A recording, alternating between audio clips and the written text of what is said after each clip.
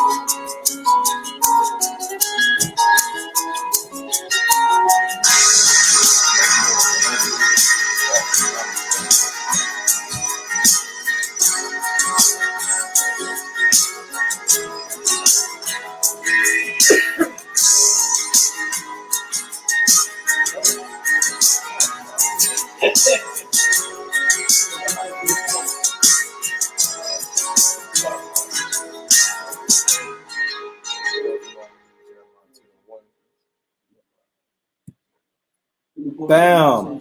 And there you have it, man. There you have it. Listen, man, I want to thank y'all for tuning in to another episode of the Mr. McGee Show, man.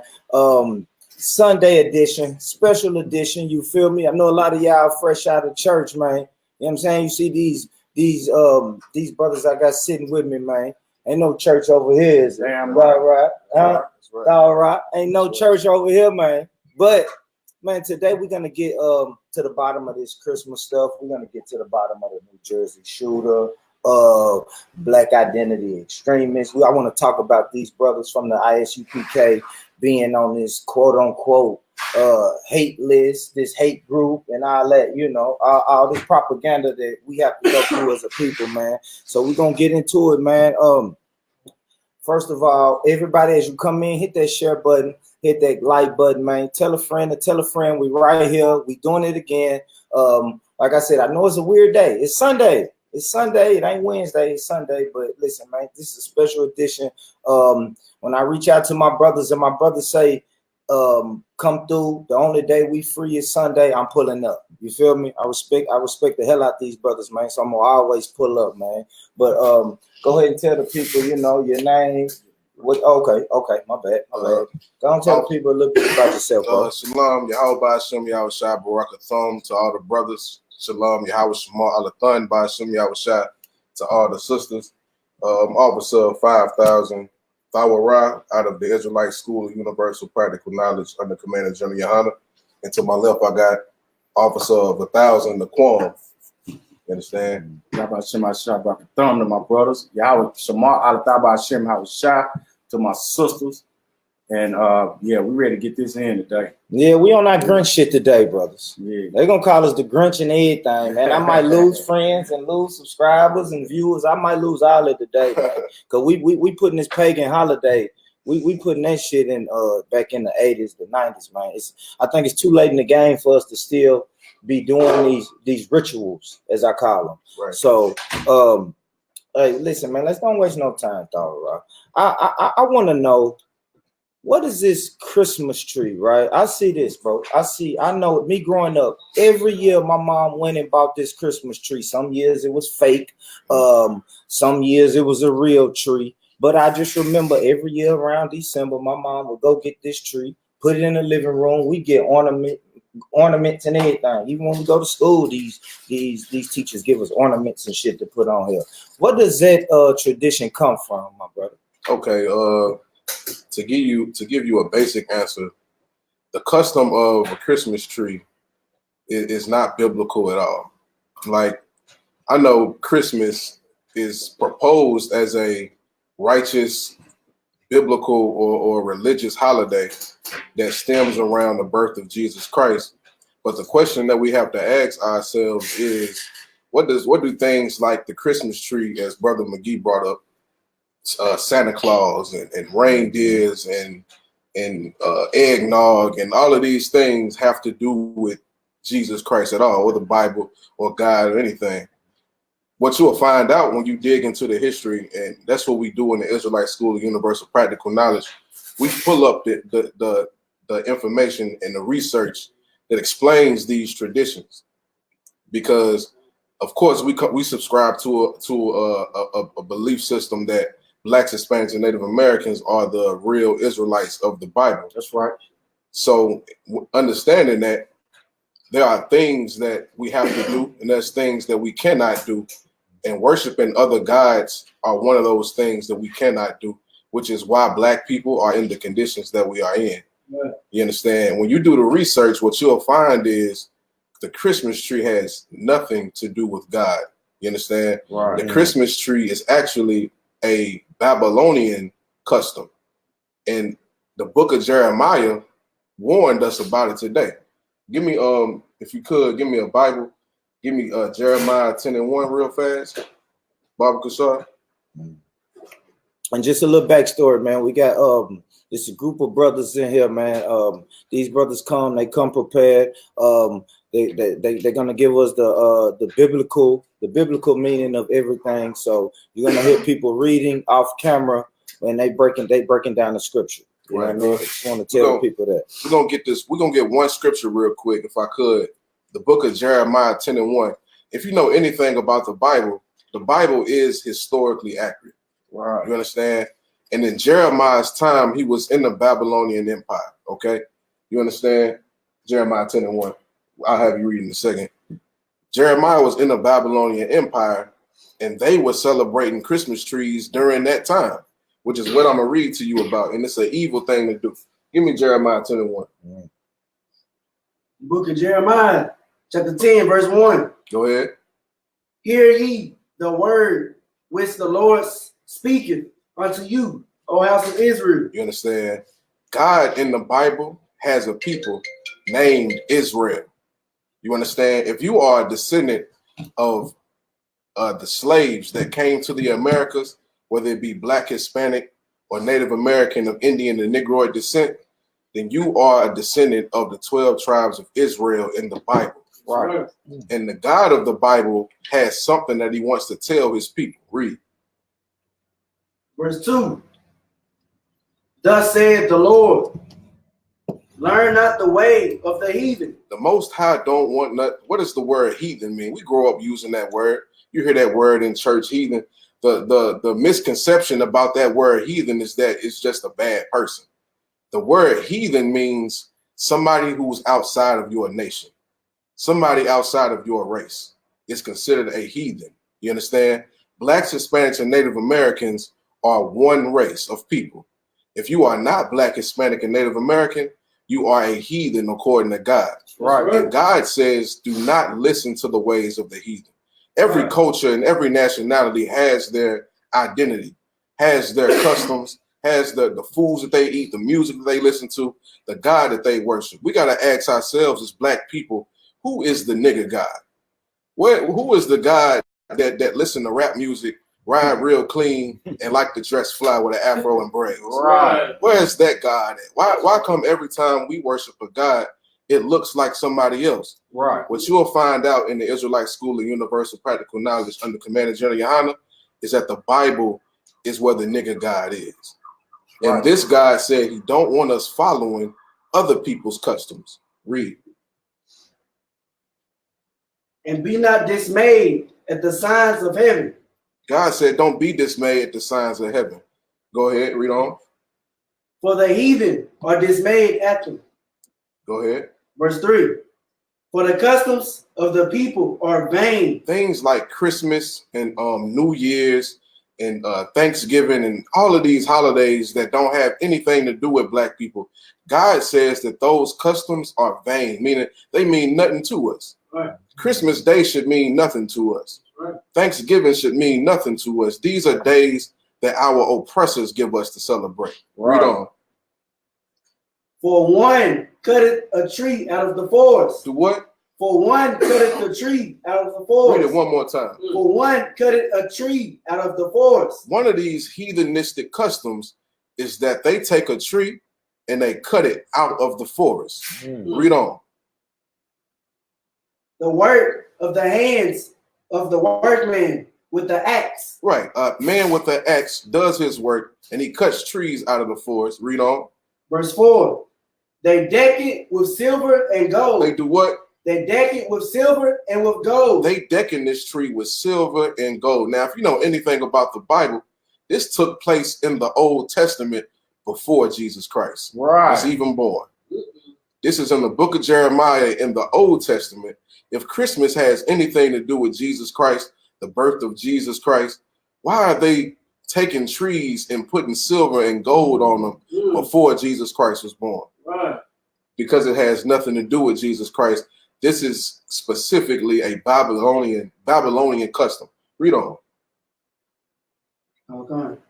They fasten it with nails and with hammers, that it move not. Right. Ain't that what you do in your households? Everybody has a Christmas tree and you got something on the bottom of it to make it stand up in your house. A lot of you Negroes got that fake plastic tree that's been stuck in your closet and all raggedy that you drag out every goddamn year. Right. You understand? But back then they was putting real trees in their house. Right. You understand? It was putting real trees in their house that it moved not. And they decked it with silver and gold. Read on. Verse 5. They are upright as the palm tree. They stand upright like a palm tree. Go ahead. But speak not. Read it again. But speak not. But it speaks not. Read on.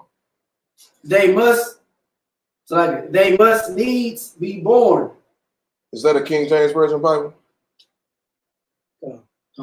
Okay, read it again from speaking not. But speak not. Uh-huh. They must needs be born. Read on. Because they cannot go. Right. During this time, read on. I think it's gonna say something about them being scared of the tree. Yeah, read on. Be not afraid of them. Why is God telling the children of Israel, our ancestors, not to be afraid of a tree? Because back then, you'll understand. We finna pull up a little history. Read the link that I sent, not the link, but the paragraph that I sent you. Okay. What you gonna find out is it's a history behind this Christmas tree about the so-called God Nimrod. Okay, and the brother finna get it for you.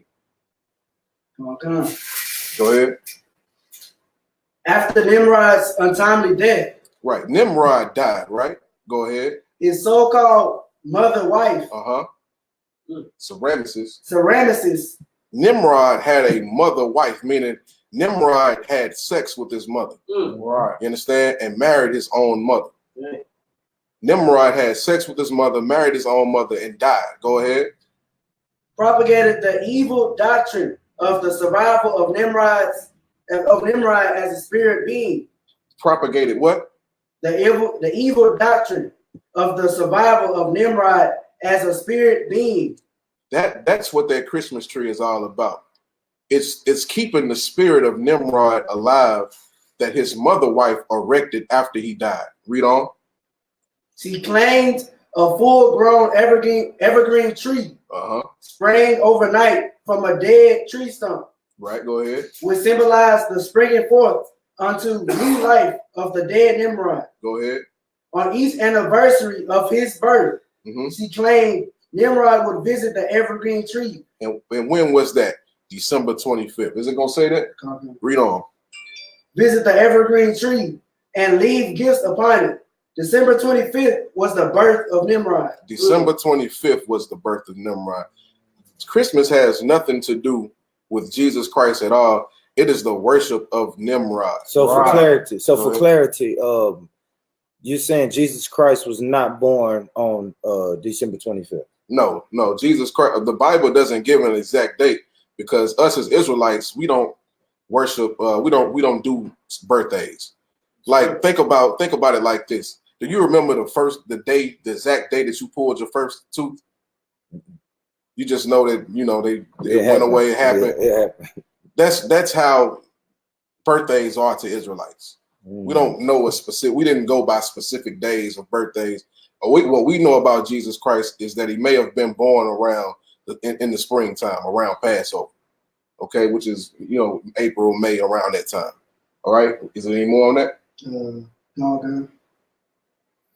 This is the real origin of the Christmas tree. That's the real origin of the Christmas tree. Wow. Remember in the scripture, God told our ancestors not to be afraid of the tree because during that time, you had to bring gifts to the tree for Nimrod. You understand? A lot of people would bring and sacrifice their children to the tree. Today, you sacrifice your children by having them celebrate the customs of Christmas. Okay? You understand? You say it's for the kids. It is for the kids. You sacrificing the kids. You understand? But back then, you had to bring forth a gift to the tree for Nimrod, or you will be killed. And that's why God told our ancestors not to be afraid of the tree. It don't speak because what was being taught is the spirit of Nimrod in that tree. And that's the origin of the Christmas tree. Let's get into that. Let's get into that a little bit, Dawara. You said that we are sacrificing our kids today when we celebrate Christmas. How? Break that down for me. How are we sacrificing our children today? Okay, we sacrificing our children because give me the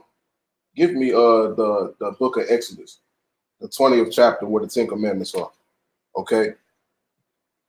The God of the Bible wants his people not to have any idols. Okay. The Bible says for us not to have any gods before the Most High. Right. And when you celebrate Christmas, you are sacrificing your kids to serve another God. Right. You understand? You putting them through the fire, all to serve another God. You understand? Read what is it? 20 and 1? Exodus 20 and 1. Okay. Exodus, the book of Exodus, chapter 20, verse 1.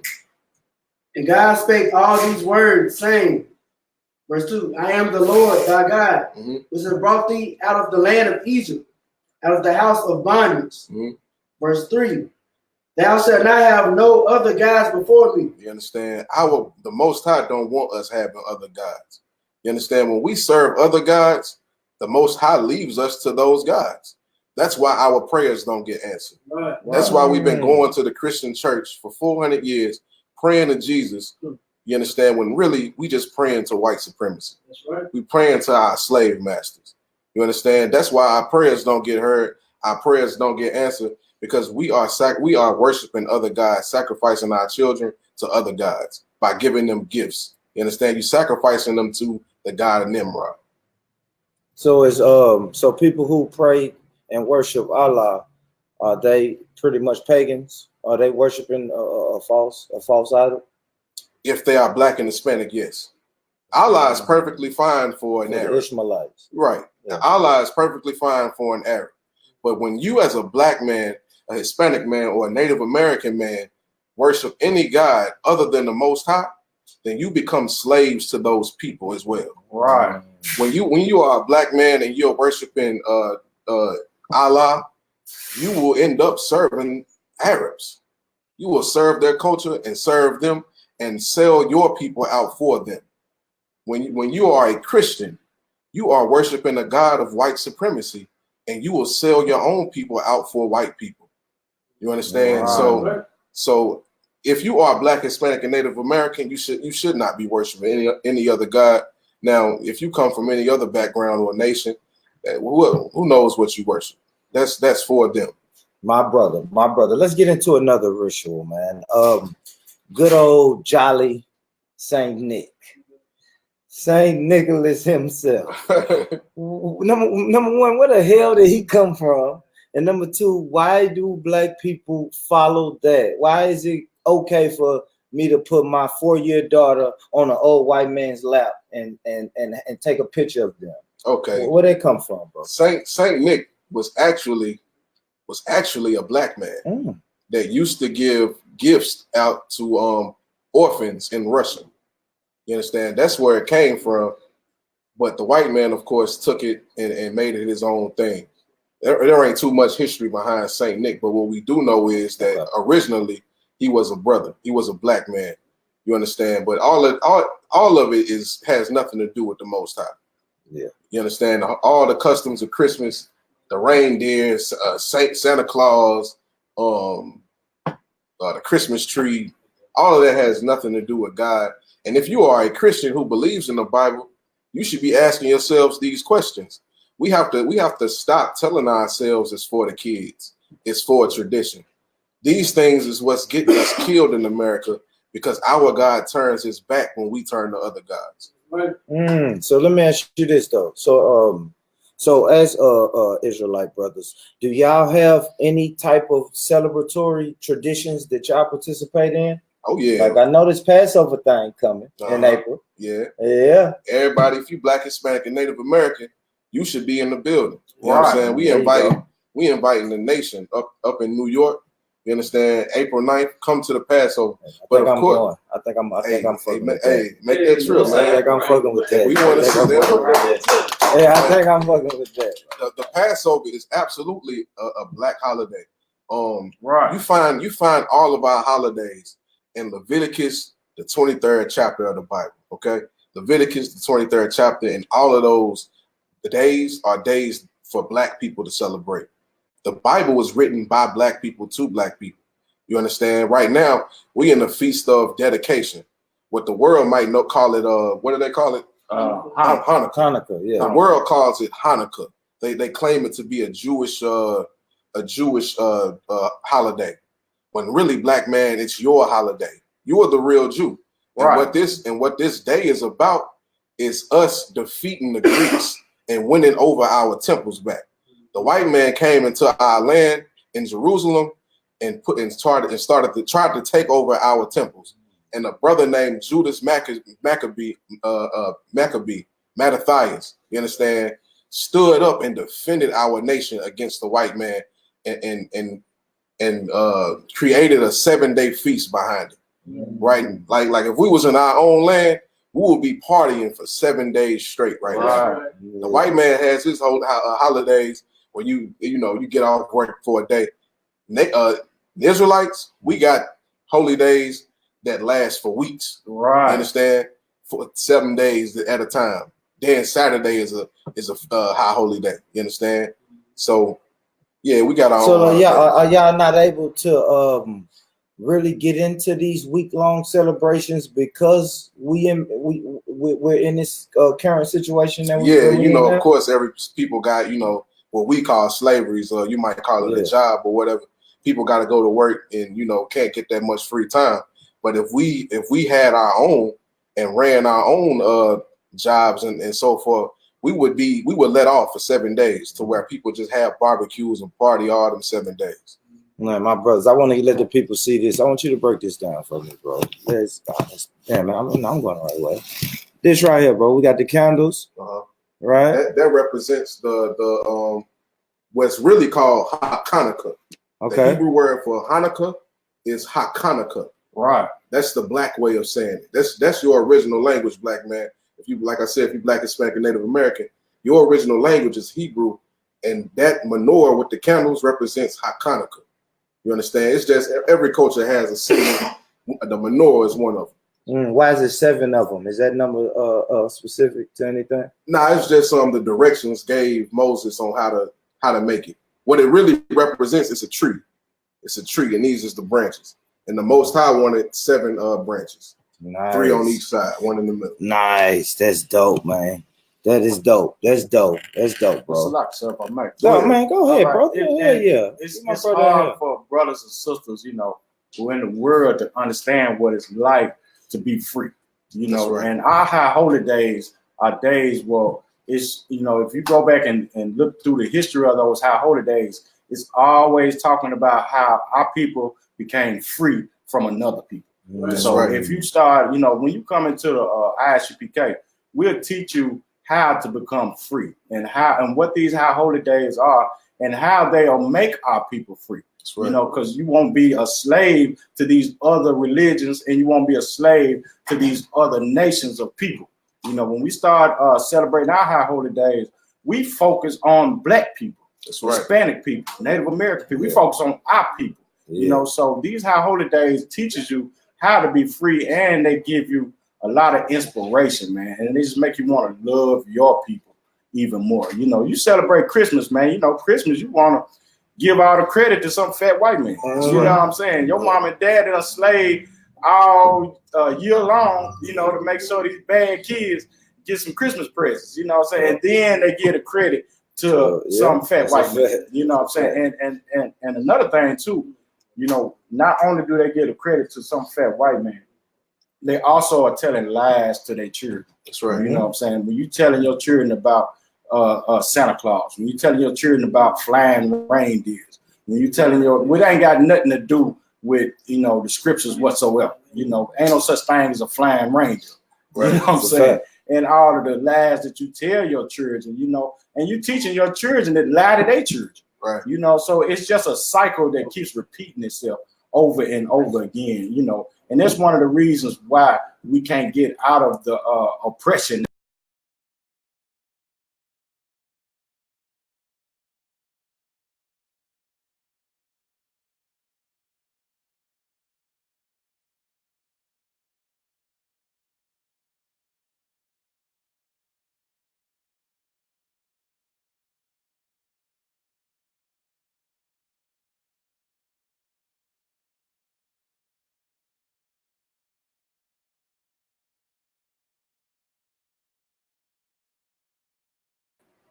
Yo, my bad if I left.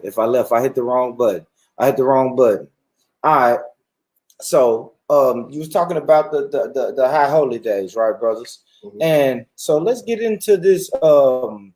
Which high holy day do y'all have where y'all actually sacrifice a lamb? Okay.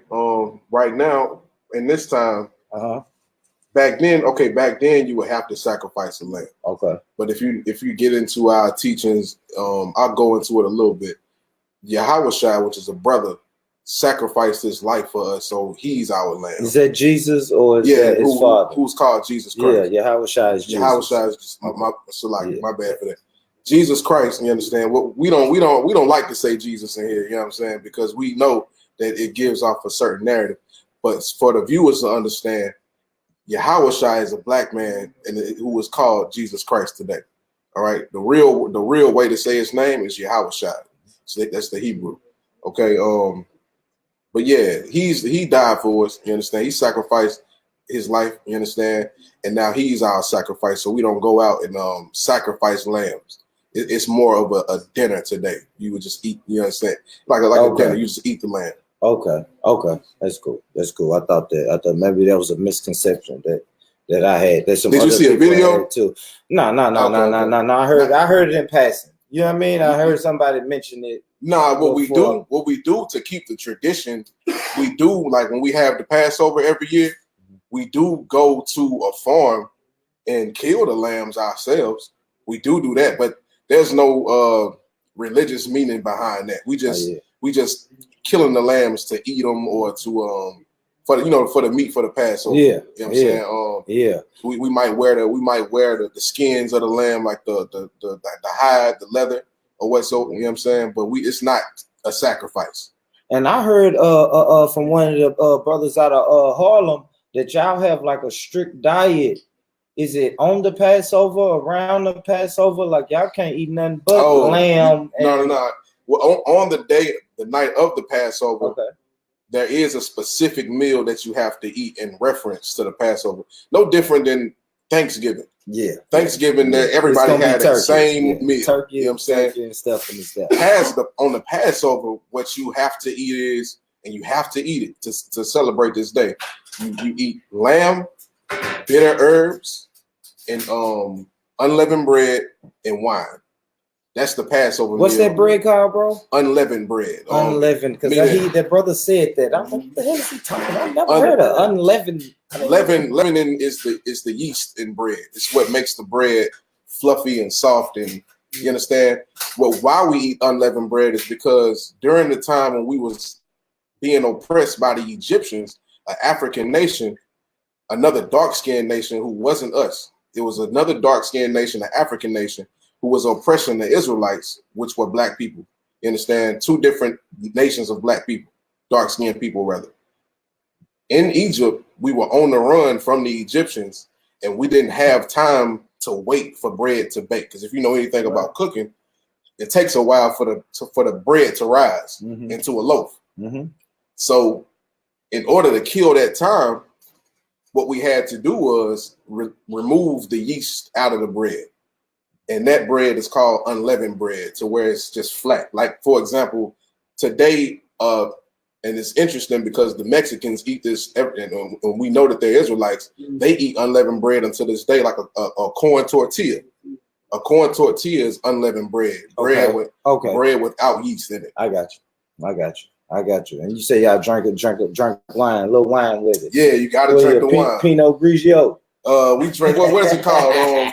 Manischewitz. Hey, man, y'all see this big guy right here drinking a nice Pinot Grigio, man. Y'all what this nigga doing, man. Oh my God. Yeah, that's the Passover. On the Passover, like I said, the menu is lamb, bitter herbs, wine, unleavened bread, and then after that, for 7 days, to remember the times when we couldn't eat the bread with yeast in it.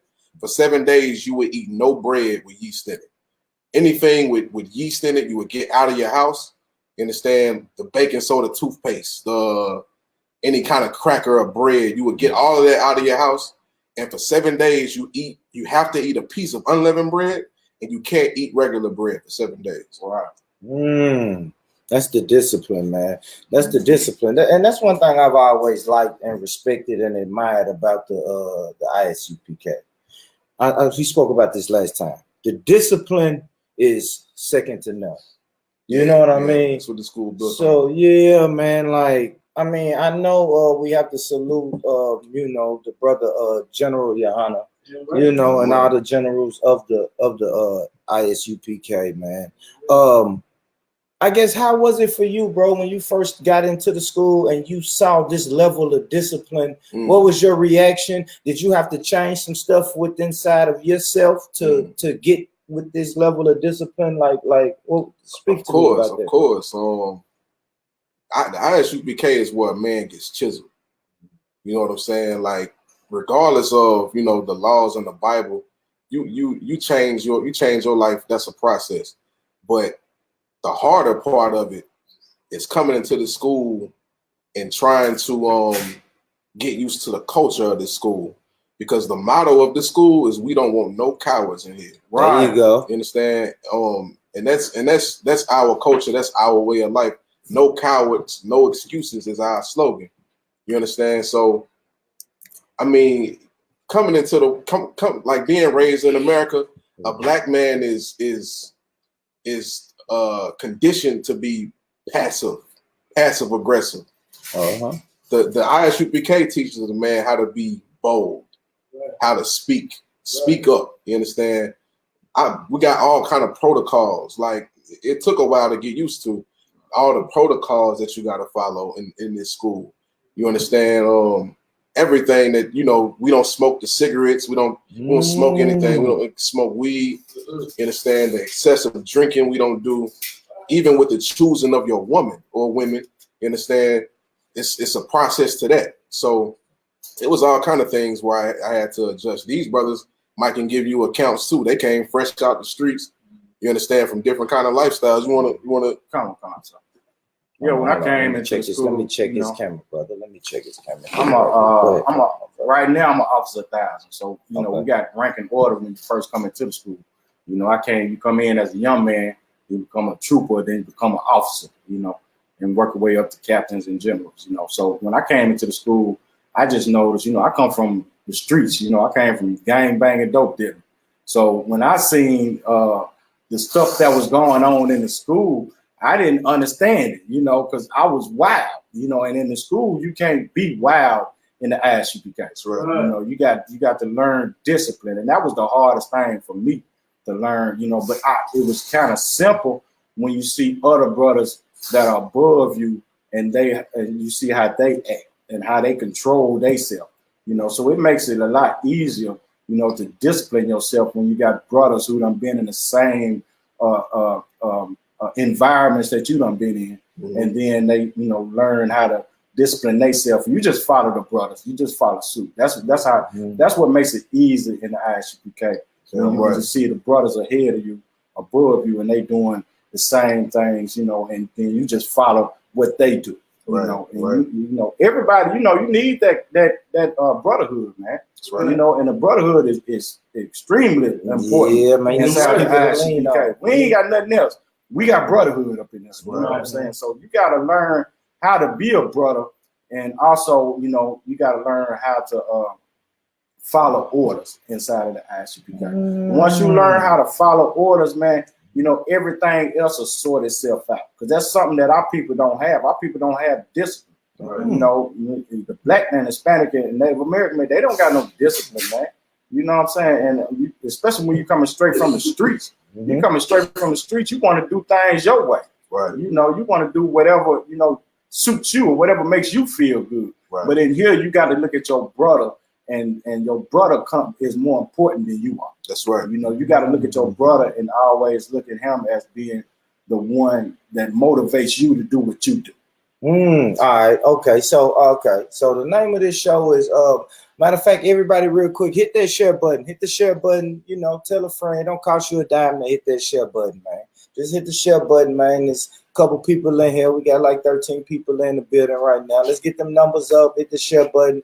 Tell people to come in. If you have any questions for either one of these brothers, make sure you leave it in the comments. But I want to ask you, though, my brother. So I'm pretty sure before you came into the truth, you was celebrating Christmas. Yeah. Right? Yeah. So how did your family react the first year you didn't celebrate Christmas? And you had kids. You already had kids, right? Right. How did your kids, you know, baby mamas, how did people react your first year not celebrating Christmas? My first year without celebrating Christmas, you know, the kids gonna take it hard. They take it harder than anybody. You know, you can learn how to discipline yourself, but you know, if you are the head of the household, then it got to trickle down to everybody else in the household. So you're gonna be dealing with your real, you know, we call them real, your wife or your girlfriend. You're gonna be dealing with her. Then you got to deal with the kids, because you know they whole life, all they know is December 24th and December 25th. You know, it's gonna go down. It's supposed to be toys up under the Christmas tree and everything. Yeah. And not only do you got to deal with the kids, you got to deal with your mama trying to get you to come over to the Christmas dinner. You know, grandmama coming over to that ham smelling good. You know what I'm saying? You got to deal with all that, man. You know, and if I may, can I bring out a scripture? Hey, my brother. All right, can you pull up Deuteronomy 13:6? You know, and it's important that our people learn, you know, that not only is it wrong for us to celebrate holidays, but you're going to also have peer pressure around this time. You know, and the peer pressure around this time, that's going to be real hard for anybody. You know, like I said, your family and everybody going to be trying to go against you, you know, but you gotta stay strong and stay in the scriptures and do what the Lord said do. You got Deuteronomy 13:6. All right, read that from me. Book of Deuteronomy, chapter 13, verse 6. If thy brother, the son of thy mother, It says, if your brother, the son of your mother, keep reading, or thy son, or your son, or thy daughter, or your daughter, or the wife of thy bosom, or your wife, or your real, that's what we call them in the ISUPK, your real. All right, keep reading. or thy friend, Or your friend, which is as thine own soul, your bestie, keep reading. entice thee secretly, saying, let us go and serve other gods. What they gonna say to you?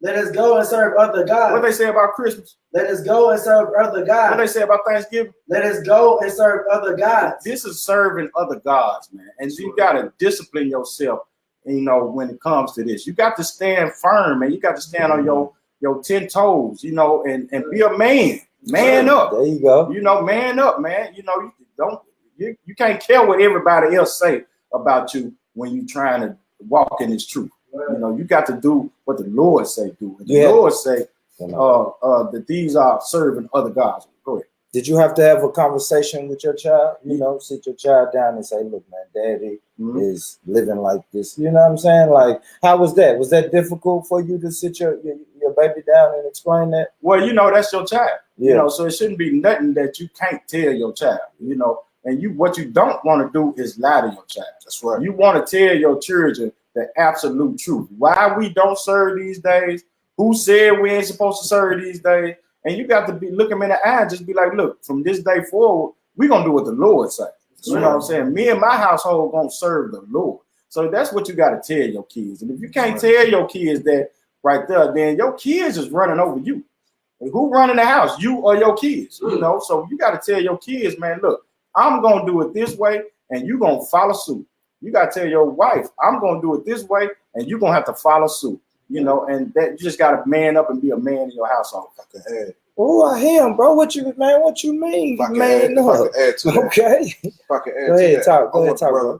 I want the brother to finish the scripture because okay, following other guys is something that we as a nation took serious. Because in essence, when you follow other gods, like I said earlier, what you're doing is selling your people out. Right. You're putting another people before yours when you follow other gods. Read on, and we're going to see how serious we took it. Go ahead.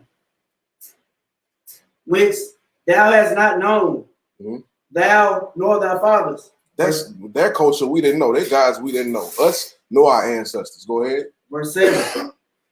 Namely, of the gods of the other, namely, of the gods of the people, which are round about you. Right. Read on. Nigh unto thee.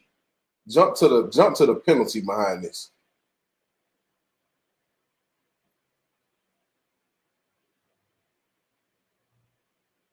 What verse you at now? 9. All right, read on. We'll find it. It's a penalty, a strict penalty behind following other gods. In essence, selling your nation out. Read on. Go ahead, jump to it. Verse 9. But thou shalt surely kill him. Thou shalt what? Thou shalt surely kill him. We put people we used to put sellouts, people who follow other people's gods, to death. Right. That's a death offense in our nation. Right. You understand? Of course, now we can't do that because we ain't in our own land. You understand?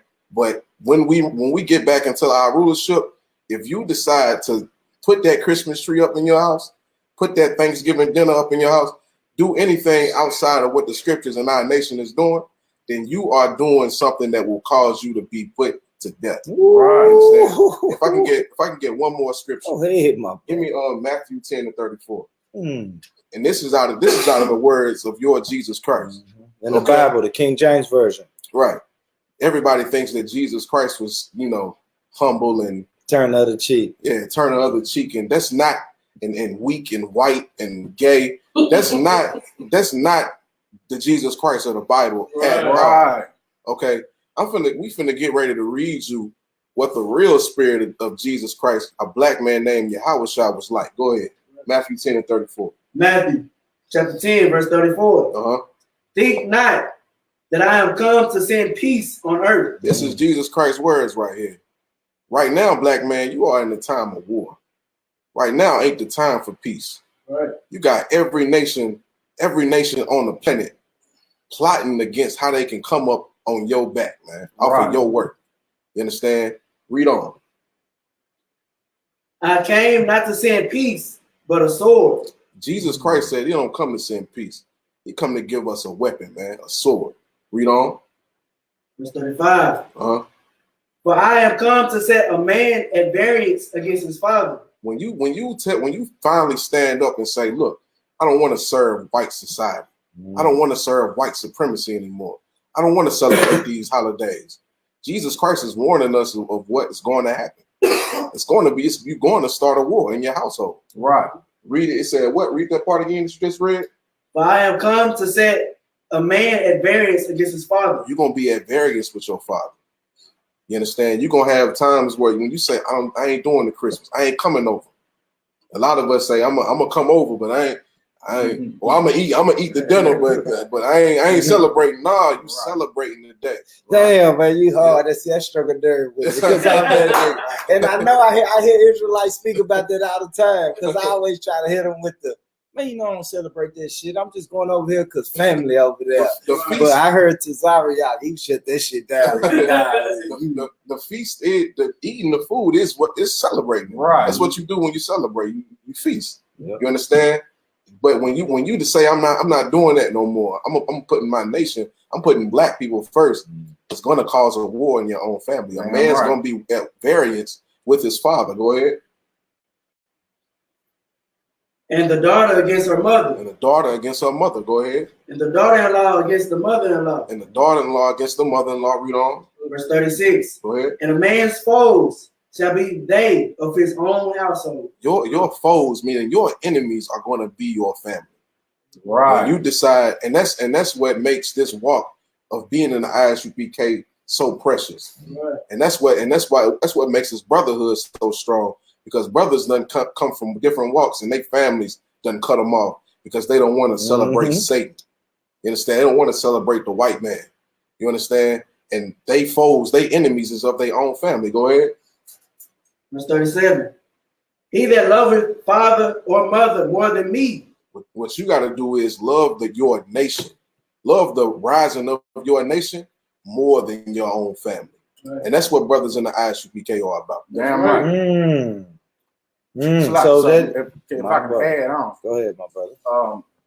And you would think with the stuff that we say, you know, because we always constantly talking about, you know, the plight of black people, you know, and Hispanic and Native Americans. So you would think that it would be the white man who is really against us. But what the truth of the matter is, we come up against our own people more than anybody.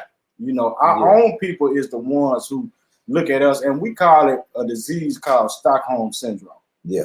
You know, and if anybody knows Stockholm syndrome, you know, it's somebody who, you know, you're giving all your love to the oppressor. You know what I'm saying? So that's basically what it is. But a lot of people in our own community come up against us when we 100% for our community. That's right. You know, but our community will come up against us more than anybody else, man, all because we are telling them the truth. It's hard for people to hear the truth and then take it in and then do it. You know, it's very hard for our people, you know, because we've been lied to for so many years, man. We've been under oppression in America for 400 years.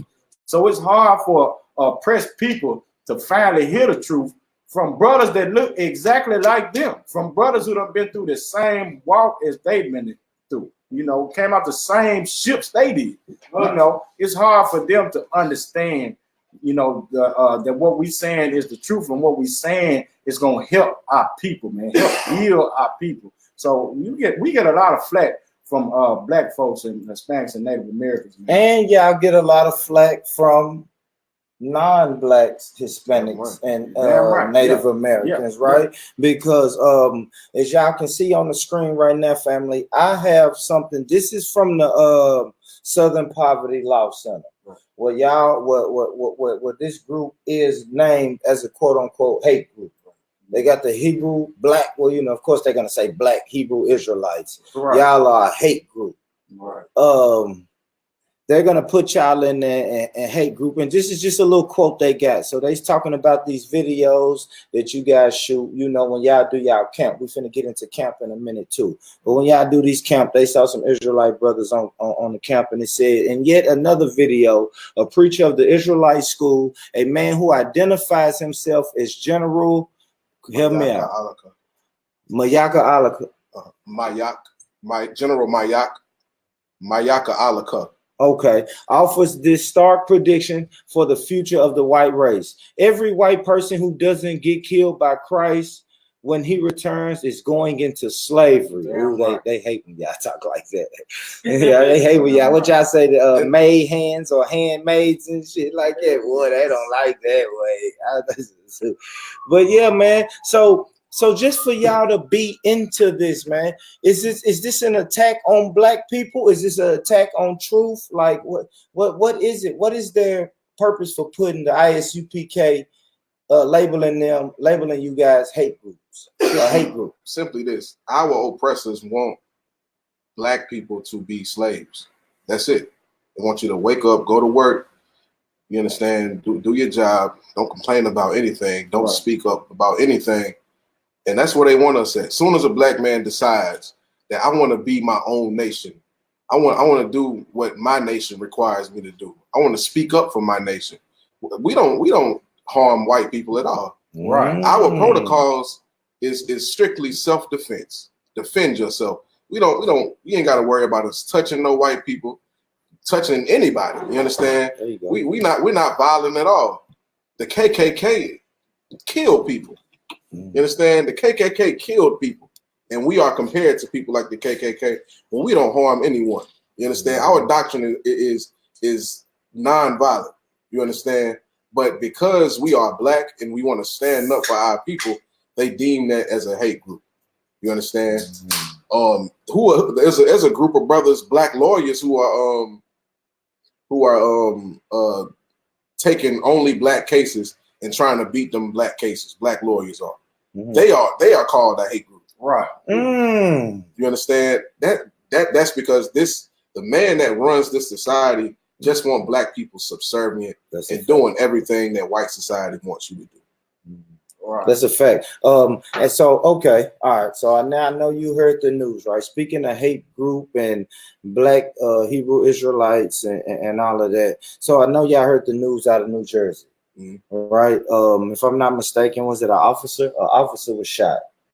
Yeah. Oh yeah, it was an officer shot. Hold on, family. Let me pull this up. I'm not too familiar. Yeah, I can go through a little PowerPoint, couple of little PowerPoints on the article. I got the article already.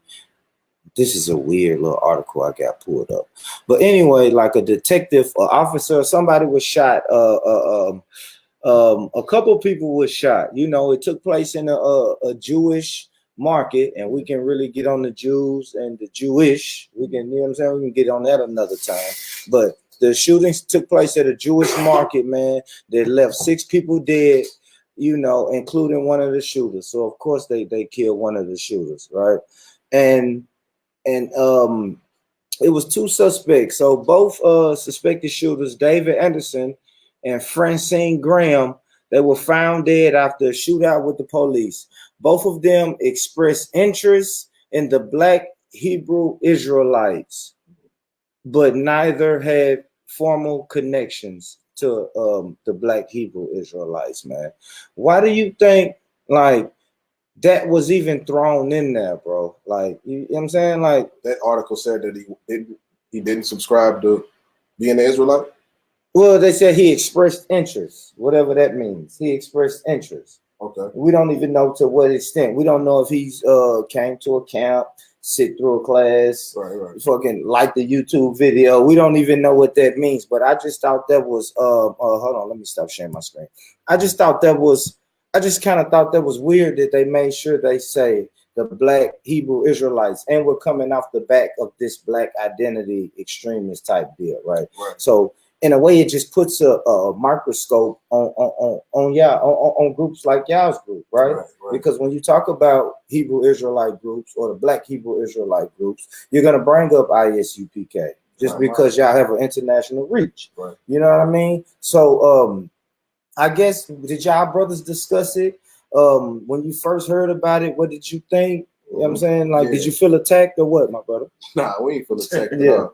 Like we get people hate when we say this, but we one of our mottos is that, or disclaimers is that we don't affiliate with any other group. You understand? And what happened when that brother, you understand, ignorantly did what he did and killed those Jewish people, what they did was they blamed the ISUPK for it. And Most High in Christ, for Commander General Yohana, the leader of this nation, you understand, who covered, you understand, the whole nation's ass in that pressure that they tried to put on us, because they tried to blame the whole movement. You understand? And how we have you seen that interview? I got one. I'm gonna play a clip. Can I play a clip real quick? Let me play a clip on what I got. So this is Commanding General Yohana sitting down with anchor from Fox News. Yeah, listen, man. The audio on here is it's a little rough, but y'all will be able to hear it. Turn everything in your background down. You'll be able to hear it. Check this out. Hold on. Let me make sure I'm sharing my screen. I don't even think I'm sharing my screen. Sure. Hold on. Yeah, let me share my screen.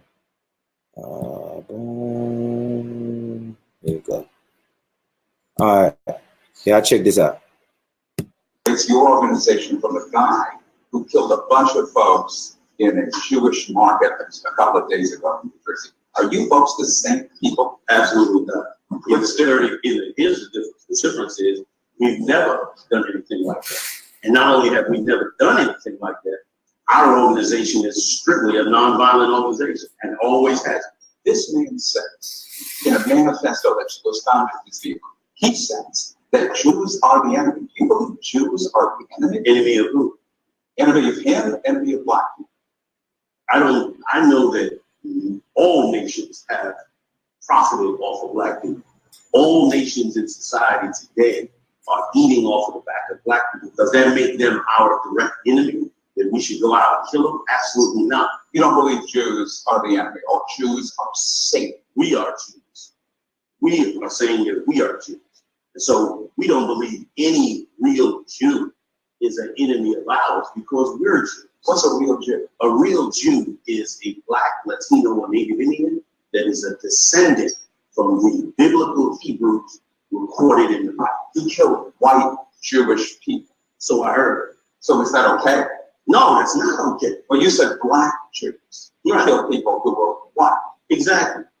We don't advocate killing white people. We're completely against violence. We're a nonviolent organization. We're all over this country, and we have never, ever engaged in any act of violence or any act of terrorism against any nation. So that's not our policy. We can disagree with the white Jewish establishment on many issues, including their ethnicity and their authenticity as a Jew. It doesn't mean that we, as Israelites who are UPK, would engage in violence against it. But so when you say that, I like that, man. Big up, man. Salute. Yeah, salute Commanding General Yohana, man.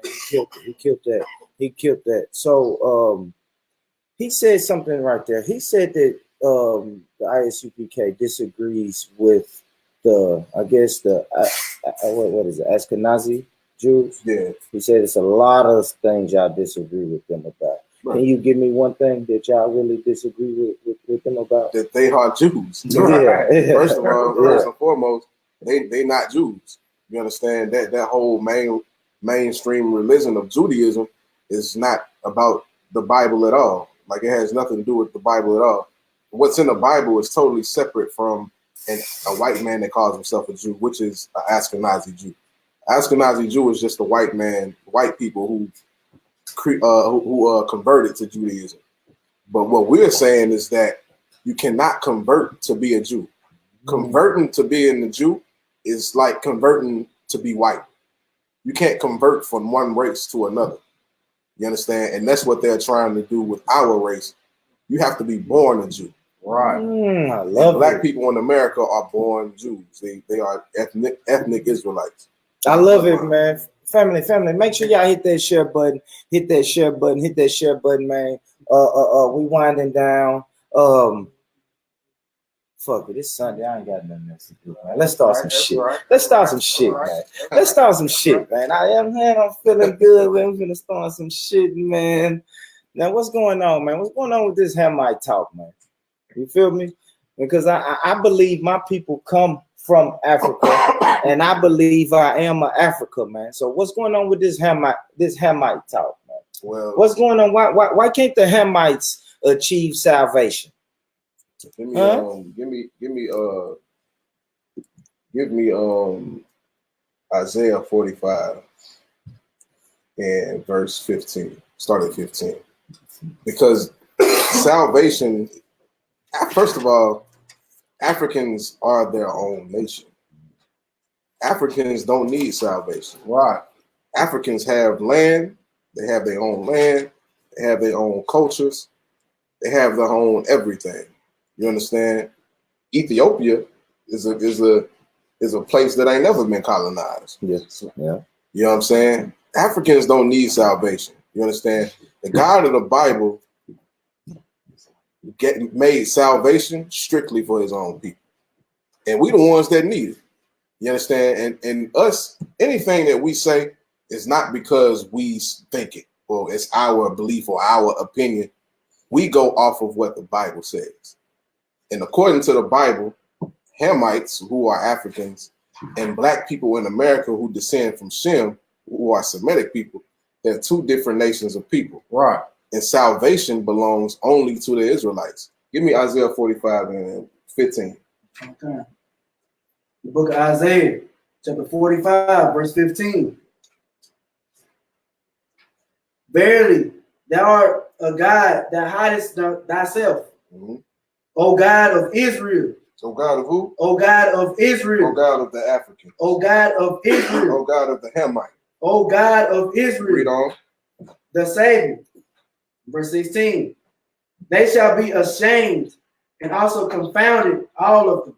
Jump up to verse in fact, no, read on. What verse you at now? Verse 16. Jump up to verse 14. Verse 14. Uh-huh. Thus saith the Lord, the labor of Egypt, and merchandise of Ethiopia, and of the Sabians. These is Africans. You understand? These are the Africans who black people try to attach themselves to, and it's only because white people taught it to us. Right. White people told us that we are Africans. When African people in Africa don't associate themselves with us. Right. You don't see Africans at the protests when Trayvon Martin dies, when Mike Brown dies. You don't see Africans in the Black Panther organization. What you saw was Latinos then and doing their thing. Damn right. Because spiritually, there's something in us that know we the same people, that know we brothers. You understand? Read on. Okay. Men of stature shall come over unto thee. And they shall be thine. They shall be what? They shall be thine. That's the fate of actual Africans. There's going to come a time when the Africans are going to be yours, black man. Meaning they're going to be your servants. You understand? Read on. They shall come after thee in chains. They shall come what? After thee in chains. They shall come after thee in chains. Go ahead. They shall come over, and they shall fall down unto thee. They shall do what? They shall come over, and they shall fall down unto thee. Meaning they whole society is going to fall to us. Go ahead. They shall make supplication unto thee. Read on. Saying, surely God is in thee. Right. And there's gonna come a day where every nation, even though I know we get mocked all the time, the Israelites, that Bible is fake, y'all, God is fake. But there's gonna come a day where every nation is gonna know our power is the power of the heaven and earth. That's right. Read on. And there is none else. There is no God. Read on. Verse 15. Verily, thou art a God that hidest thyself. Jump down to 17. Verse 17. But Israel shall be saved in the Lord. But who? But Israel shall be saved in the Lord. But Israel shall be saved in the Lord, man.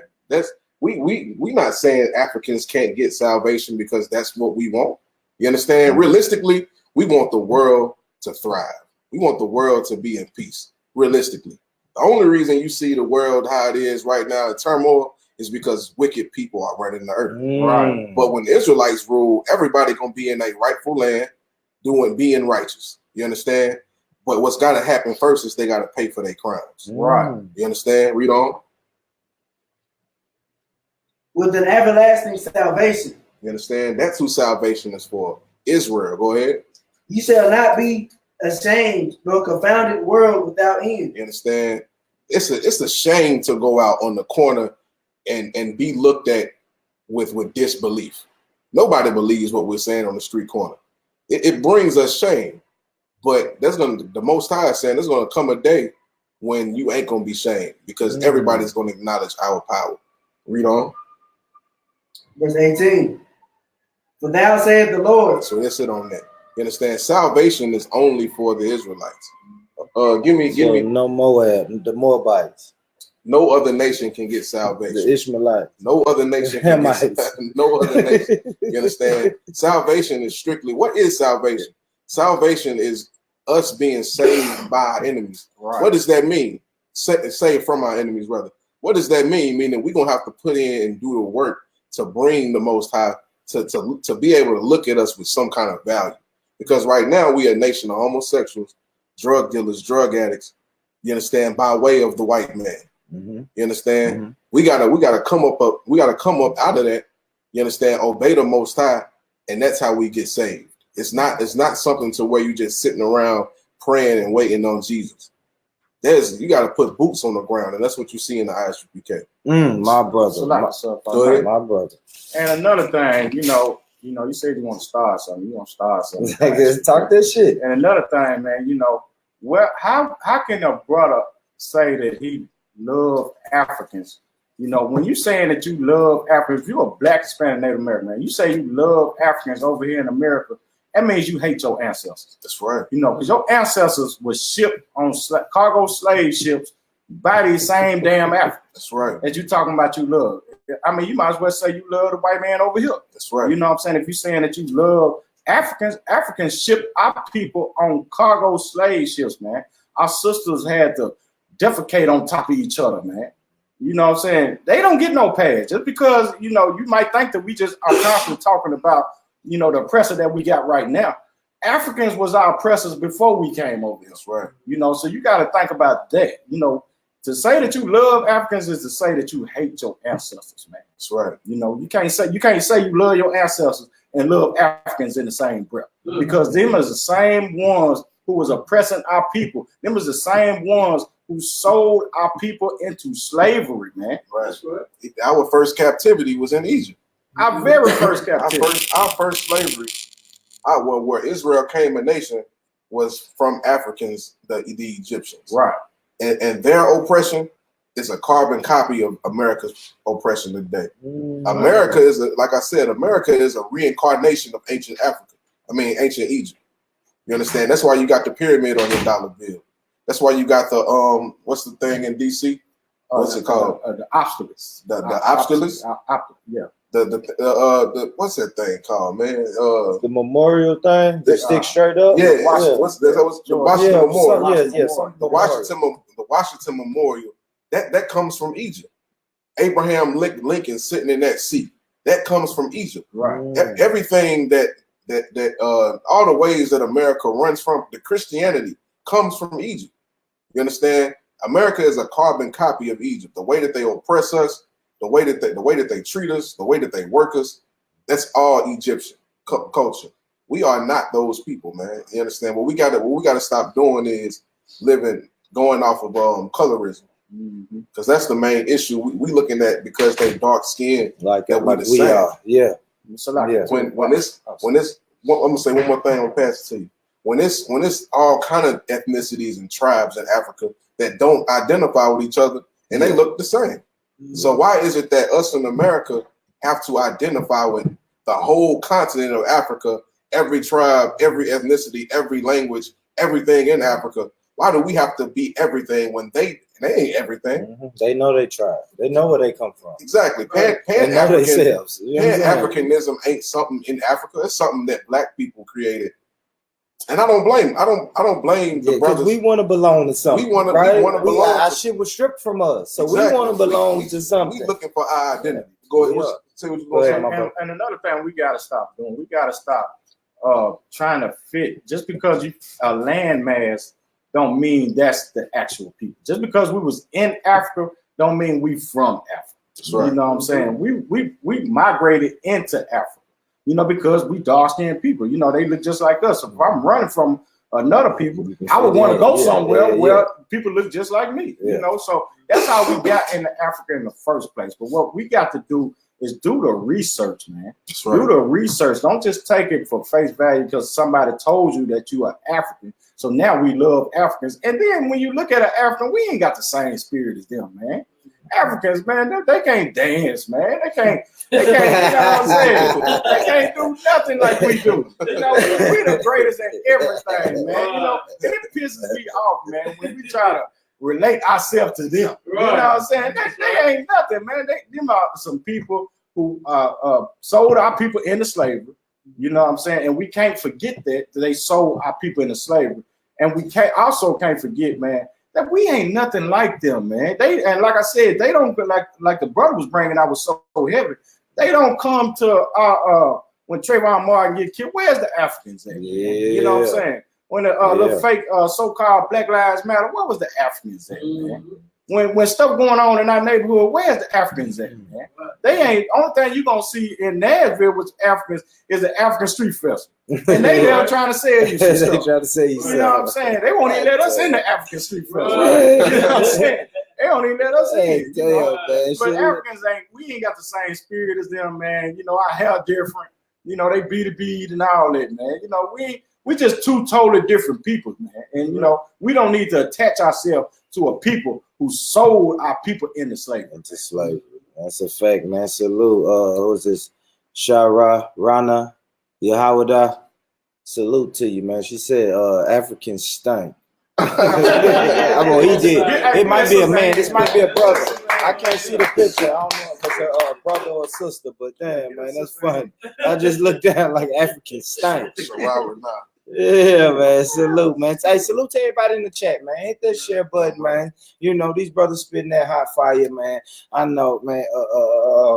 My brother in the shock, he called it, man. I said an hour. We already at 112, and I still got one more fucking question, man. All right, so I was having this conversation with some ladies the other day, man. We was talking about marriage, right? Okay. And I was telling them I don't believe in America's concept of marriage, right? Shit, come on in here, brother. Come on in here, brother. But yeah, I was telling them, I don't believe in America's concept of marriage, right? I think, and I said this earlier on here, I think our people are so caught up in rituals that when I asked this sister, what is marriage? She couldn't tell me. Now, I know y'all brothers is going to say sex is marriage. I already know that's coming, right? But I'm saying, okay, maybe besides sex, what else is marriage? Is it the big boy wedding with the dress, which is a ritual? Is it is it going down there, signing that paper for the white man, signing that white man paper, and let the white man say, hey, you're officially married, which is a ritual? Like, what is it, bro? Besides sex, what is marriage, bro? It's simple. Besides sex of course consummates the marriage. Makes a marriage. That's what I'm gonna read the scripture to prove it. In case y'all think there's something that we just some lustful brothers that like to have sex with everybody. That's not the case. According to the Bible, when a man and a woman has sex, God sees that as a union of marriage. Right. You understand? Now he asks, what is marriage besides that? I'm gonna tell you what it is. It's real simple. Marriage is loyalty. Right. That's what I said. That's what marriage is. Loyalty. And in America, marriage is everything but loyalty. That's why the divorce rate in America is 2 years max. That's the average marriage. You understand? That's the average time that a marriage lasts. 2 years, then they get a divorce because ain't no loyalty. You understand? In the Bible, The Bible says you cannot get a divorce. That's something that's unheard of in ISUPK, divorcing your wife. Right. You understand? There's certain circumstances to where you can get a divorce, but it's you can't just put away your woman because she ain't cooking for you. Right. Or y'all getting into an argument every day, or y'all getting into fights every day. You cannot divorce your woman because marriage is loyalty. You just want to add on that? Come on. Go ahead. If I could, man, let me tell you something, man. The whole thing about the monogamous relationship came from Rome.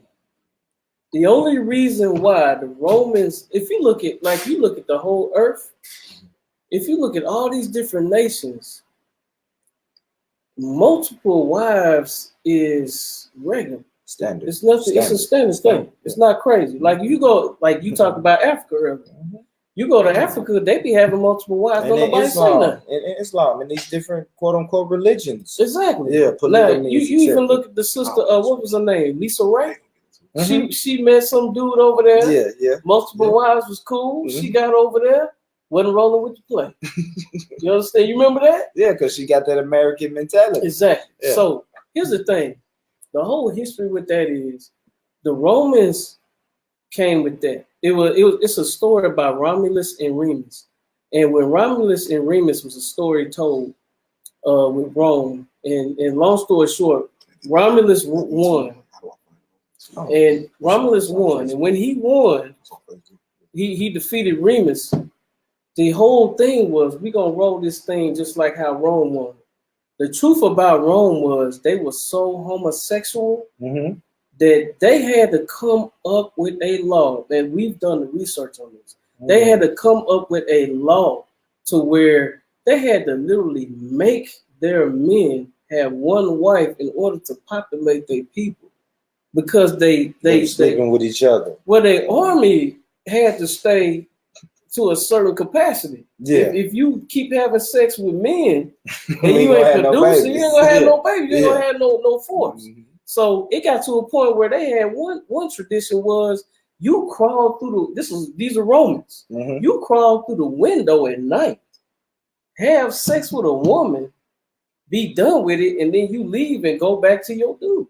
Oh my God. These damn Roman antics, man. Now, I did a whole show on that. Now you look at America.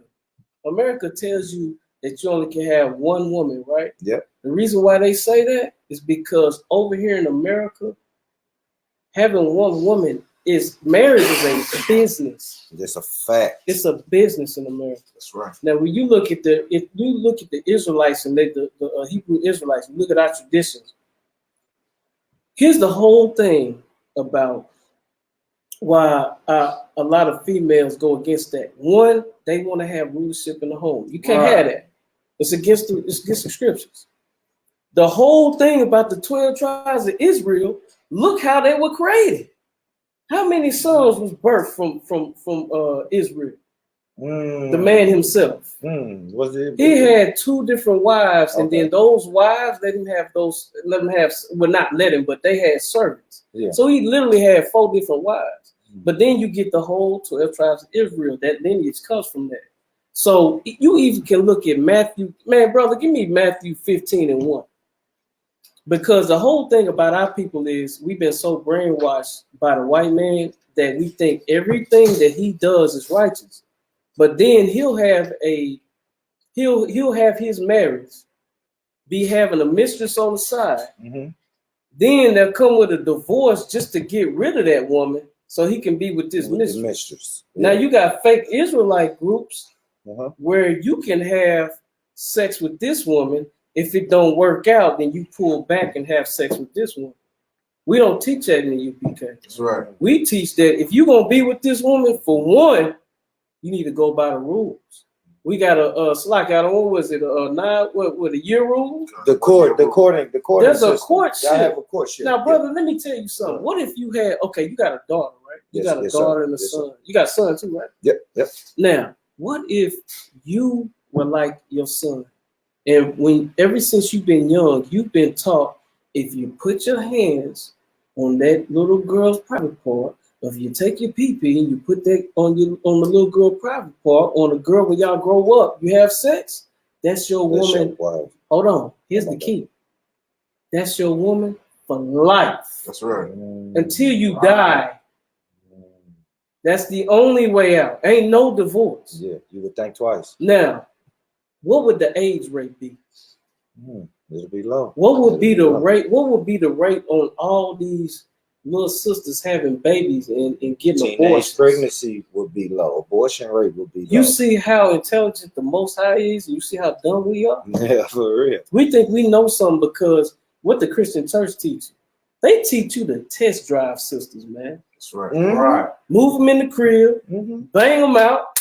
If they a freak, keep them. If you can't turn them into a freak, just move on. Move Find on. Don't they teach that? Yeah. Now, the Lord don't teach that. What he teaches is take this woman. When you take this woman, you have to take care of this woman. And you can't just tap that ass and bounce. When you tap that ass, that's yours for life. And you should not just tap that ass. The righteous thing to do is go to her father. Right. Don't be a coward. Don't do no sneaky stuff. This scripture I'm speaking. Yeah. Go to her father, ask for permission. When you ask for permission, you establish a relationship with the father. Now, if you want this sister bad enough, you'll pay a diary. Yeah, I heard that before. That's in the scriptures. Yeah, all right. In the UPK, man, you got a sister in the UPK. This sister is being taught the truth. She's a whole new person. She's the true meaning of being born again. She's not wicked. She's righteous. If you want this sister, you have to talk to the camp leader. You talk to the camp leader. If he okay it, then it has to be a certain process. It lasts about a year or so. After that process, when y'all talk to each other, ask as many questions as you want to, get to know each other, go out on a couple of dates. Don't put your hand on the ass, bro. Don't put your hand on a coochie, on a box. Don't test drive. Yeah. So you gotta wait a year before you gotta wait. You gotta wait. The courting process is 6 months. Yeah, okay, so 6 months. I'm finna say, come on, Tyler, right? Damn, what I supposed to do in a year and that ass fat, man. That's being real, man. Now it's not necessarily mandatory. Like if you break that rule, of course there's consequences, but it's not a sin to court a woman and not wait 6 months and have sex with her. It just means that you potentially made a dumb decision. Yeah. Right. And that's your wife now. You understand? That's your wife now. You got to put up with everything that comes with that woman that you could have found out and avoided if you would have waited 6 months. But of course, Judite women, black women, Hispanic women, sometimes you just got to do it. There we go. That's why I like talking to these. But hey, the key behind it is whatever you do, that's what you got to roll with. That's right. Like our slogan is, we won't no cowards. That's right. You make that decision and you go up in that box. Don't be a coward when it get rough, because it's gonna get rough. Yeah, man, come on, man. Dealing with black sisters, you telling me it's gonna get rough? Y'all brothers talk about having 2 or 3 of them. Right. Oh, woo. If I may, sir. Here's another misconception. Another misconception is you got to be financially stable to take care of all these women. Look, what if I am financially stable to take care of all these women, right? What happens when they get in trouble? Can I protect them? Right. What happens when they run into a problem where it's with their children? They got a son that's rebelling, or they dealing with things on the job. Can I go to the scriptures and teach them and guide them how to go through this life, how to struggle through these pressures? See, you can have all the money in the world, but can you really teach your woman how to survive in this white man's world? That's right. All the money in the world can't do that. So the whole point is, you don't have to sit there and have all the money in the world, be financially stable and all this. What you need to be able to do is teach that sister. Because see, here's another thing. Just because she's your wife, don't mean she's not your sister. That's right. That's the key. And it's not on no crazy, what they call it, like ancestral thing. When us in the UPK, when we see a sister, we see our sister. If you are real by wife, you still our sister, meaning that you still a woman that comes from the same lineage of my people. Right. Now, when you see a woman like that and she's your real, you're gonna think twice when you're thinking about putting your hands on her. You're gonna think twice when you're thinking about dogging her out. You're gonna think twice when you're thinking about leaving her because y'all had a damn argument. That's the strength of the scriptures, man. They teach you not only how to teach that woman, but it teaches you how to guide that woman and how to keep your family stable. Because if you take that man up out the house, the white man will come in and destroy you. Man, we seen that time and time again, Exactly. my brother. We seen it still going on to this day, man. But look, man, everybody hit that share button. A couple of comments, man. Shit, boy, y'all be having these names, man. Allah, Yahweh, Shalom, Yahweh, Shamar. Come on, man. It's all Hebrew. No, I can't do that. You know I can't do that. Yeah, man. Somebody said there's plenty of fish in the sea, and then somebody else said until you stumble across the wrong fish. Right. Yeah. My brother Tony said Romulus and Remus termed the phrase "son of a bitch." They were orphaned and raised by a female dog. True. All right, man. Salute to everybody. Hit that share button. Tell a friend, man. You know I'm gonna have to do this again with these brothers, man. We do this, you feel me? I make sure that we do this at least once a year. 2020, we're gonna do more of these, man. I really appreciate these brothers. Before we get out of here, I want to say congratulations on the new school, my brother. Yeah, you feel me? It looks good in here. It feels like home. Brother Nashak keep texting me about what time class started and all of that. Trying to get him in here. Yeah, I feel you. He doing his job. He doing his job, man. He doing his job, bro, man. I'm about to come in and check y'all out. Like I said, go ahead. If I could, I just wanted to, and I don't mean, you know, we long-winded, especially me. But I wanted to pull one quick article because if I could. When we were talking about Christmas earlier, our people got a bad habit of celebrating that, right? Yeah. Now, I want to look on the other side of Christmas. What happens around this time that don't get talked about?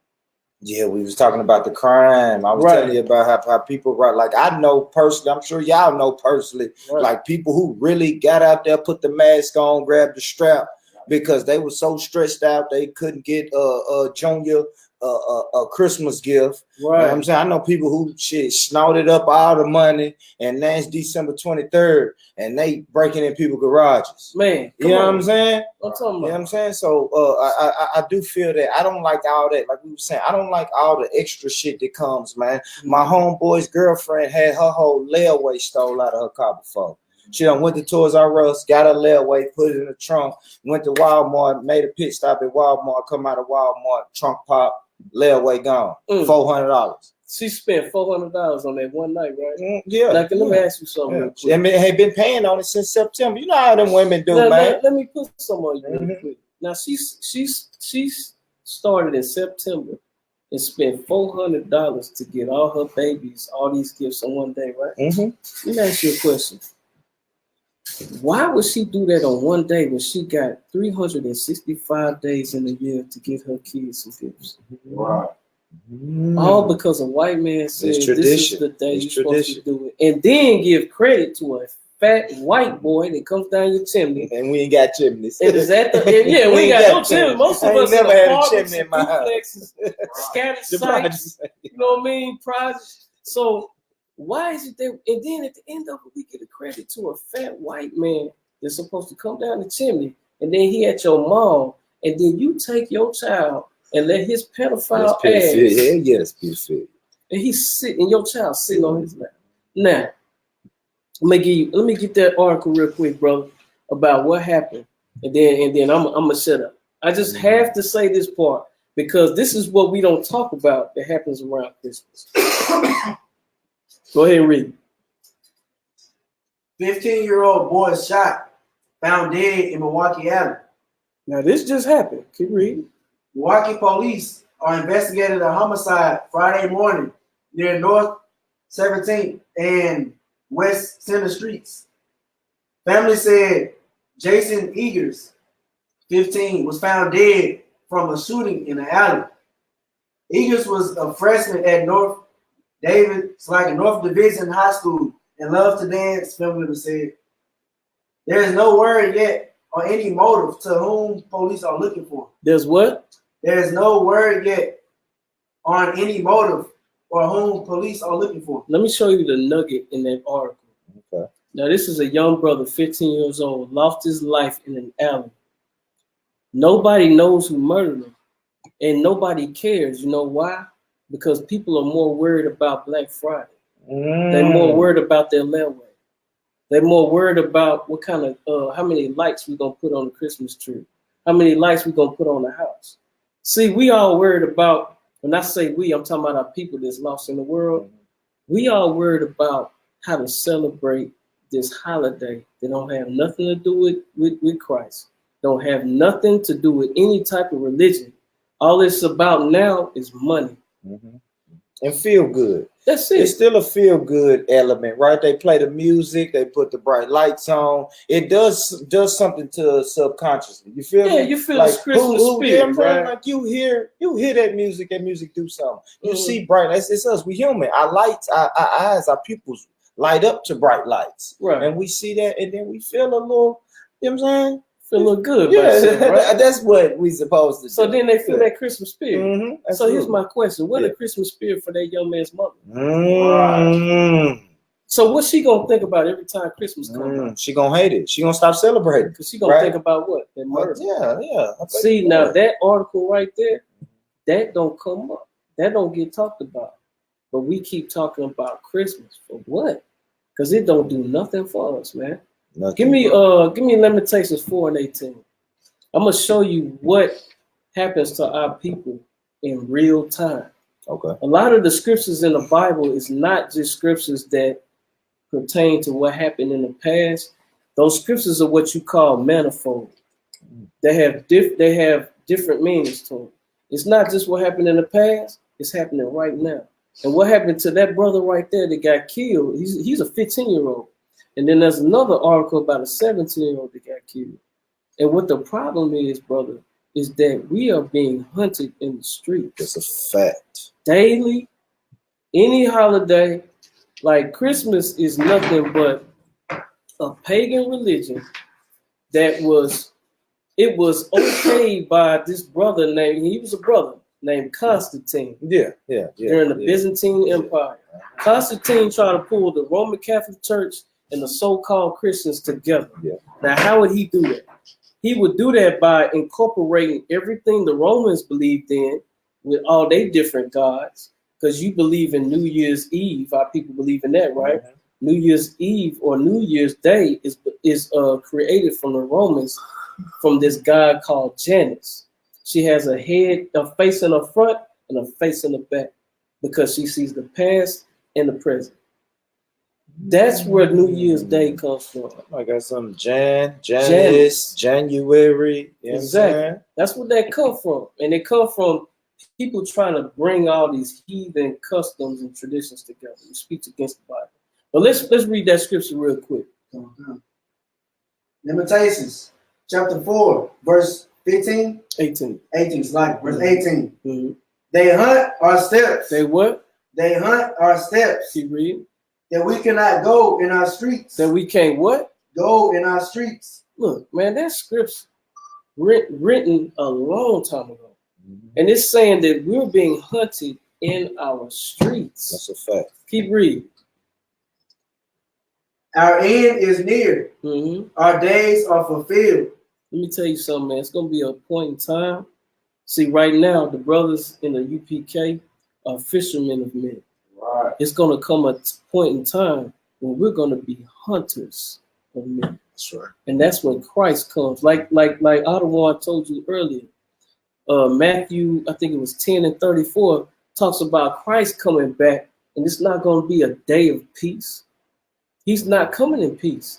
If I come to your crib and I'm like, hey, what's up, player? Come on outside. And I got an AR-15 in my hand. Yeah, ain't no peace out there. Yeah, you finna get yours. Yeah. Like, what's up? This is not a peaceful. This is not a peaceful conversation. So then my question is, why would Christ come down not of peace but with a sword? Mm-hmm. Because Christ is coming back for justice That's for right. blacks, Hispanics, and Native Indians. Why? Because our children are being murdered on Christmas. Yeah. Right. Well, we shouldn't be celebrating Christmas at all. If you're gonna celebrate something, celebrate Hanukkah. Bro, let me tell you something. What you need to do, Okay. go. I'm gonna send you some video Okay. on what we do in this room right here. You see this room? Yeah. This room had about what we had, Officer Laquan. How many people we had? 30, 35 people. Close to 30, 35 people. Yeah. Man, this room had music playing, sisters over here dancing, brothers dancing, brothers playing cards, everybody having fun, laughing, kicking it. Now, can you imagine if you did that for 8 days? Yeah. With your people. Yeah. Does that compare to Christmas? Yeah, with that flowing, with that brown flowing. Exactly. That brown Yeah, you gonna flowing, get cup some out the strong, cup. of course. Yes, I'm sir. dealing with Hebrew. Yes, sir. But you know what I'm saying? But Y'all better take me home. Y'all say, hey man, chill, man. Yeah, we gotta cut you off, man. Hey, that's how we get down. Now, all our high holy days are like that. I like that. And they don't have nothing to do with no false gods. All our high holy days has something to do with some kind of victory. Right. Like you gotta like Ottawa was telling you earlier about Passover. I'm gonna tell you something. If you go, I'm gonna put you on Man, camera. On camera. Yeah, yeah. If you go to Passover, brother, you finna get in this truth. Don't, hey, am I lying out of word? Don't nobody come back the same. Ask everybody in this room. You go to Passover, brother. I always say it like this. If any black, and I'm gonna say it on this camera There you too, go. any black, Hispanic, or Native Indian man or woman or child, you are invited That's right. to the Passover, the 54th Passover, 51st, 51st Passover. And where is it at? What's the city in? New White Plains, New York. White Plains, New York. Commander Junior Yohana has rented out an arena, nigga. This is where niggas play ball. I gotta go show This that. was niggas hoop at. You know what I'm saying? Yeah. If I wasn't in the truth, I'd be in the league. I'm like, but Commander Junior Yohana has done it again. He's offered all our people out there. You have an invite, brother. If you don't have the money, come out there anyway. That's right. You are invited. Cause I've never been to New York, so I'm like, man, I can really bundle this all in one. I got a couple of people I done met, some in real life, some on this internet shit that I can just bump into, you know, and take my camera, get some good footage. Some and good if you get lost or something, call me, call Officer Thara over Nashville. You gonna make sure you okay. You ain't gonna you don't have to worry about nothing when you with UPK.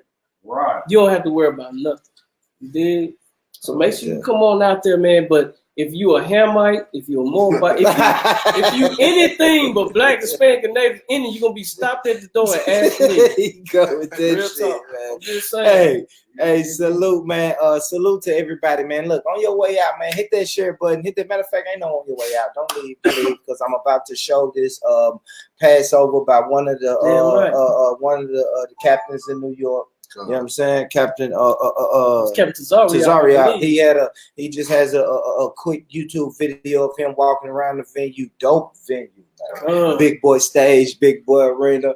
And I like how Tazariak break it down. He said, shit, we're gonna have just a big picture of General Yohana everywhere. As soon as you walk in, all you see is General Yohana. Like that shit. I like it. But yeah, man, look, man, make sure you hit that share button, tell a friend and tell a friend. I don't think, what is Wednesday? Wednesday is I think Wednesday is Christmas Eve, one of them. So I probably won't do a show. I'll probably maybe just run this one back. You know what I'm saying? Because it's Sunday, a lot of people ain't watching it. So I'll probably just run this back, man. And man, listen, I love you. I want to thank these brothers. Hold on, I'm not finna get out here without telling y'all how to who am I going? Which one am I going to, bro? How do the people get in touch with you, man? Tell them about the school. How can they find the school? How can they find your social media shit? The whole nine, bro. You know what I mean?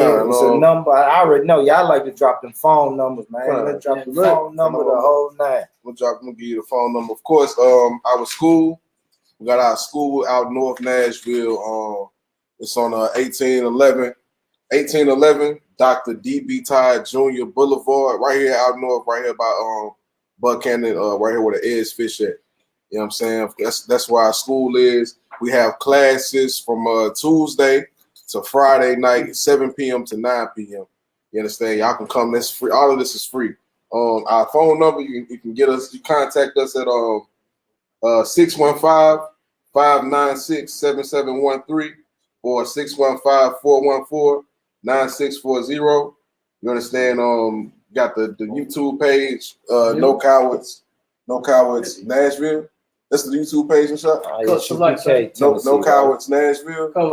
Nashville, Tennessee. No Cowards Nashville, Tennessee on YouTube. It's the same on Facebook. That's about it, right? Oh, we also on Instagram too. No Cowards Tennessee. Instagram, No Cowards Tennessee. Google us. You understand? Google us.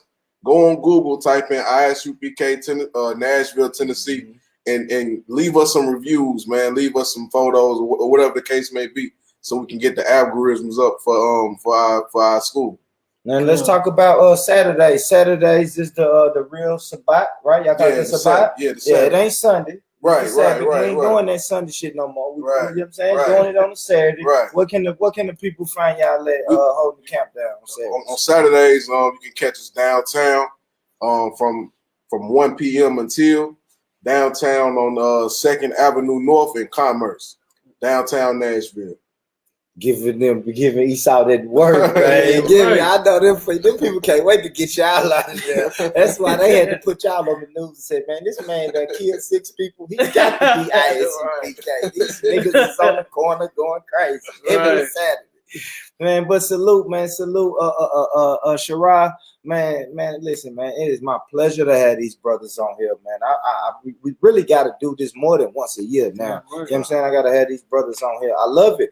And when I got a question about anything about the Bible, these are the brothers that I trust to go to. Or I might go on Cross the Line Radio and call them brothers and be like, hey, man, I need y'all to break down Ishmael. You know what I'm saying? I go in this store, this damn Arab treat me like shit. Man. Tell me what is his bloodline? What is his deal, man? You know what I'm saying? So I be wanting to know, man. So I always reach out to these brothers and ask questions, man. I really appreciate y'all brothers for doing this, man. This is a beautiful thing, man. I know y'all get a lot of slack from the people who just don't know or don't even take time to know. You feel me? It's the aggression. Like y'all said, America has made us docile, turn the other cheek. So when you see brothers holding the Bible, you like, oh, they docile, and then y'all quick to tell them, hey man, we ain't Christians. Like you cross this line, we're gonna punt in your eye. We ain't gonna talk like that, but we non-violent. These brothers non-violent, so we ain't gonna do all that, man. Thank y'all. I'm gonna end it like this, man. Passover, April. New York, trust me, man. 2020, I'm gonna be promoting it like hell, man. Because I am determined to get there. I'm determined to get there, bro. I am, man. Once Tazariak said, "Hey, man, he was talking about the dress code." He was like, "Yeah, if you're in the camp, you gotta wear all black. But if you're not an Israelite, you can wear whatever you want." I'm like, "Oh shit!" Cool. So we can go. I was like, "Oh hell yeah!" So yeah, I might fuck with that, man. I like the venue. I like everything. Y'all check this out, man. Dope video. These brothers are putting doing great things. Like I said, man. Even if I disagree with people's ideologies and they stance and the book they read and all that, I have to respect brothers because there's young brothers in this room right here. Mm-hmm. These young brothers could be breaking in my car right now. But instead, these young brothers are here. You know what I'm saying? Getting this truth. They here being respectable men, treating these sisters right, doing what they supposed to do in society, man, the righteous way. Right. You know what I'm saying? So I respect y'all for that, man. I do. I respect any group that can really get brothers off drugs, raise brothers off drugs, man. You know what I'm saying? I'm gonna fuck with y'all, man. It's gonna be hard for me to get out from cigarettes, man. But I know y'all can make it happen. Boy, I love their Newports ain't no joke, man. Hey, but y'all check this video out, man. Look, hit the share button. Thank y'all for rocking with us, man. I'm gonna end it with this video. Yeah, here you go. I'm gonna end it with this. Y'all check this out. Did I share my screen? Yeah, I made sure. My bad. No, I didn't. I didn't share my screen. Boom. Yeah, y'all check this out, man. We're gonna end it with this. Salute. Thank y'all. All right, shalom, Israel. We are live at the Passover venue. I wanted to show y'all exactly what we get.